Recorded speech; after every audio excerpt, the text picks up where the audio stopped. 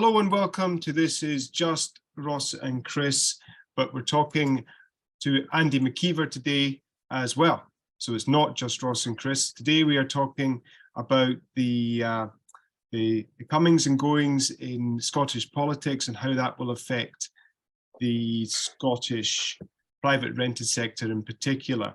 Andy MacIver is founder director of company Message Matters and Zero Matters, and also 1/3 of the Holyrood Sources Podcast. Welcome, Andy. Good to see you. How are you both? Pretty good, thanks. Yeah, pretty good. I'm glad I got through that introduction okay, or just about okay. So, Ross, do you want to lead the way with a question to Andy just now? There's a lot happening in Scottish politics at the moment, and we're not going to sort of really discuss the current issues. We're going to try and discuss the sort of housing issues and how it sort of has a long-term impact over, as the PRS, as Chris said. So, last year the SNP brought in a sort of rent freeze and subsequently brought in a 3% rent cap. And a ban on legally enforced evictions, and that seemed to happen overnight. So Chris and I are keen to understand the sort of the thought process that goes into that type of decision. Maybe the think tanks that have inside the Scottish government and the SNP would use to come up with these sort of legislation changes, where there doesn't appear to be much interaction or discussion with stakeholders. And John Blackwood from the Scottish Association of Landlords has said that there's no discussion there with anybody from the SAL about those changes that came in almost overnight. So kind of keen to understand from your perspective how the mechanics work inside government for that type of policy change. Well, I mean, there's a lot in that. I think there's a couple of fundamentals to understand first. So the first one is that this is very, very heavily influenced and captured by the Green Party. The Scottish Green Party is different to other Green parties around Europe. It's not, a lot of people would expect it to be very heavily focused on environmentalism and sustainability and climate change. It's not really. It's a very left-wing party, certainly the most left-wing party that's ever been in government in any part of the UK. One of the most left-wing parties that's ever been in government in Western Europe, really. And there is a very strong ideological opposition in the Green Party to the concept of private landlords. Arguably, you could say there's a strong opposition in the Green Party to the concept of home ownership, full stop. So I think that's an important fundamental to understand, is that, they ideologically, they don't like landlords. They don't like the concept of somebody owning a property and somebody else renting it from them, allowing them to make a profit. Although, as we know, in the private rented sector, a lot of people don't actually make a profit, but that's a different story. I think the other fundamental to understand is that the outcome is less important than the input. This is a policy aimed at sending a message. It is not a policy aimed at actually achieving the right outcome. So as you guys will know in your sector, and as we all know, the rent cap has not worked in the way that people had said they wanted it to work. Supply has gone down and price has gone up. Every time a tenancy ends, the landlord makes a massive increase in the rent because you're able to do that at the end of a tenancy, whereas you can't do that during a tenancy. So all it's actually doing is pushing prices sky high. And those landlords who just think they can't be bothered because they don't really like the environment anymore, sell up, and that becomes an owner-occupied home, and therefore there's less, there's less supply. So this is clearly not working. I mean, for people who need homes and who need to rent homes, this is worse for them now than it was before. But we knew that was going. I mean, a lot of people knew that was going to happen. Rent caps don't work. They haven't worked anywhere in the world, so it's hardly ever going to be any different here. But I think those are the fundamentals to understand. That's less, the outcome is less important than the input. Nobody in the Scottish government is upset that they've done this. Nobody in the Green side of the Scottish government thinks, oh dear, haven't we made a mistake? They don't think that. They're very pleased that this has happened, then they will be pushing for this to be extended beyond the deadline of September of this year. So I think those are important fundamentals to understand. Now, it sounds like I'm being critical of the Green Party.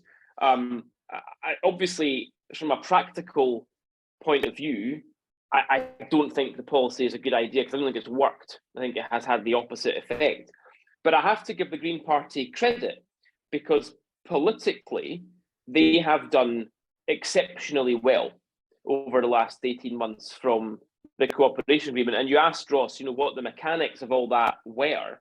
And the reality is that they, despite the fact that the SNP only needed one extra vote to get a majority in the Scottish Parliament, the Green Party has managed to capture massive swathes of public policy. It's not just private rented sector, it's not just home ownership. They have effectively stopped all road building in Scotland. They have totally changed the way the Scottish Government talk about oil and gas. They're hugely influential in many, many other social policy areas. And a lot of people, out with the housing sector, a lot of people are starting to say that the tail is wagging the dog here. Yeah. That is something which is, is a major concern to a lot of people in the SNP and has started to be talked about more. But let me just close off by saying that Humza Yousaf made clear during the leadership campaign that maintaining the cooperation agreement was one of the most important priorities to him. And the very first thing he did after he won the SNP leadership was to go straight to Patrick Harvey and Lorna Slater and get them back in and ensure that the Butte House agreement stayed exactly as it was with absolutely no amendment. So, it's not a positive answer for people in the sector, but I'm afraid it's the honest answer. That's where we are. And I would say that going back a number of years, I don't think the PRS sector has not done a good job of representing itself to government. It has not done a good job of selling the positive role that it plays. So it has left itself open to this sort of attack. Indeed, I think you're right there, Andy. Yeah, no, I think you're right. I think I was on a sort of a meeting with Patrick Harvey and a few other people at the end of last year. It was organised by Property Mark, and it was quite clear that he wanted to reduce the PRS down and but I couldn't quite understand what size he wanted the PRS to be, because it seems to be that he doesn't want it to be anything. That just can't happen. Scotland can operate with zero rentable accommodation, especially with we're not building the homes we need to build at the moment. We're not building the social accommodation that needs to be built. So it seems to be that you need to tackle those issues first before tackling the PRS issues. And when I say zero, it's not a facetious answer. The Green Party does not want a private rented sector to exist. It would rather these homes were owned by the state and rented out as council houses. That's more in tune with Green Party policy. So it's not a cheeky answer to say that he doesn't want the party does not want the PRS to exist. They have a fundamental objection to the concept of the PRS. Yeah. But that's not shared with their colleagues in the SNP side of the Scottish Government. I think it's important to say that there are lots and lots of people in the SNP who understand the important role the PRS plays. But as I say, because the sector has made itself such an easy target over a number of years, that is what has enabled the Green Party to make this a red line with the Scottish Government, and for this to come into play. And of course, this is not something this is limited to PRS. I mean, we see other policies which are impacting homes and home ownership. So for example, the additional dwelling supplement was raised last year, back end of last year, or the proposal was to raise it from 4 to 6% for purchasing an additional property. Now, again, lots of people in the sector know that will probably lose tax money rather than increase tax money. It's probable that tax revenues will actually go down because people will be put off purchasing because of the higher tax. And if they have an investable opportunity, they'll take it to England instead of taking it to Scotland because it's easier for them. We also know that council tax is projected to now, or the policy proposal is to double council tax for second homes, again, that will put people off purchasing those second homes, and the intention is that they will then be available for locals to purchase, but that is likely not to be the end result of that policy. So there is more coming down the road here for the owned property market. This is not stopping anytime soon. Well, so it's interesting. So sorry, Chris, I've cut you off there. So I'll let you. That's okay. Well, I was just going to say that I know that Humza Yousaf was the continuity candidate, and possibly nothing will change, and we have to be careful about what we say right now because of when this video actually comes out. But do you see any chance of the SNP severing ties with the Green Party to distance themselves from some of them, I guess, Nicola Sturgeon and what's been going on financially? No, I don't. I think I would preface this by saying there are a lot of people in the SNP who are very, a poll a couple of weeks ago showed that one third of the SNP membership wanted the agreement with the Greens to end. So there is a pretty big lobby inside the SNP that doesn't want to be in this agreement anymore. But Humza Yousaf is very, very committed to this Green Cooperation Agreement. So it would take a pretty seismic event to persuade him to remove his party from this agreement. So I think, everybody in the sector would have to make the central assumption that this cooperation agreement will be in place until at least the 2026 elections to the Scottish Parliament. There is no indication whatsoever that will not be the case.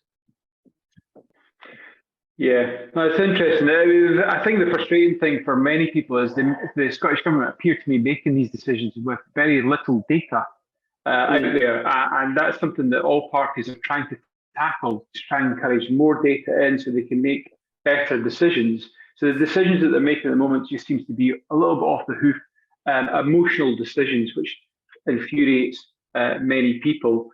And I wonder if the Green Party with 7 MSPs, the fact that it's got so much influence in the government is I suppose it's frustrating for a lot of people. And I wonder what their policy is on the build to rent sector, because that has slowed down dramatically since the announcement of rent caps and stuff like that. There's a lack of investment coming around. But if they're against rental homes, would they be? Are they politically opposed to build to rents?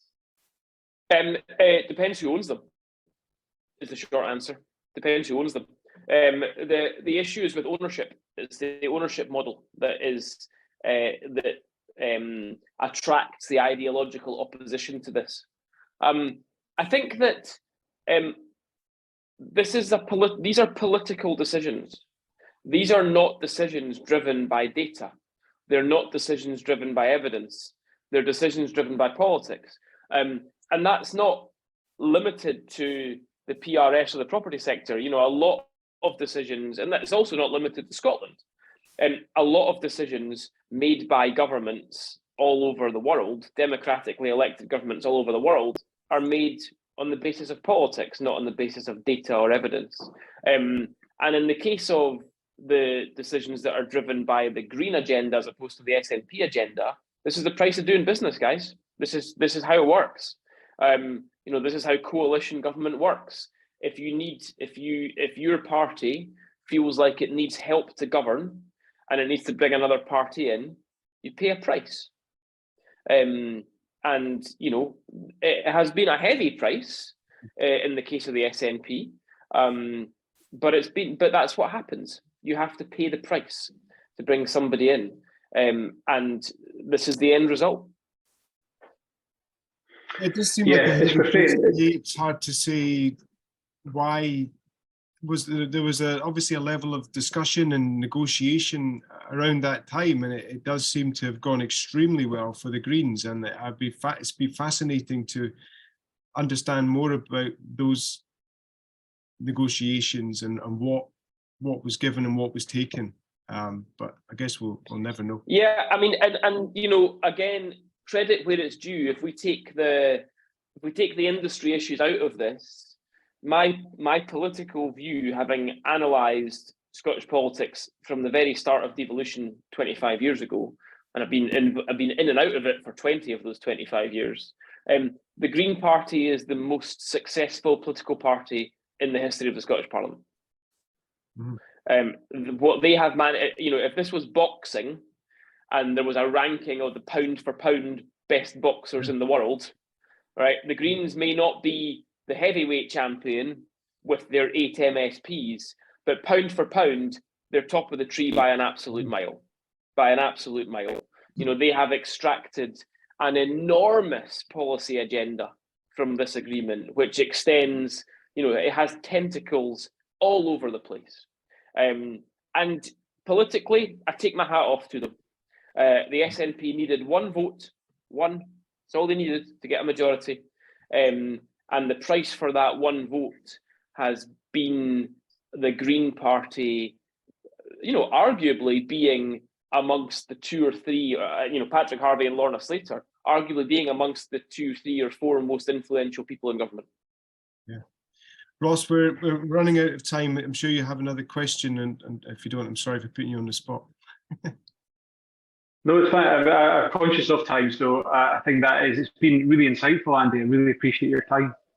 Yeah, I mean, any time, and I think I understand that it is a difficult time for the sector, and everybody listening to this podcast, I'm very conscious that I'm not giving anybody any good news on this podcast. But I would simply say, buckle up.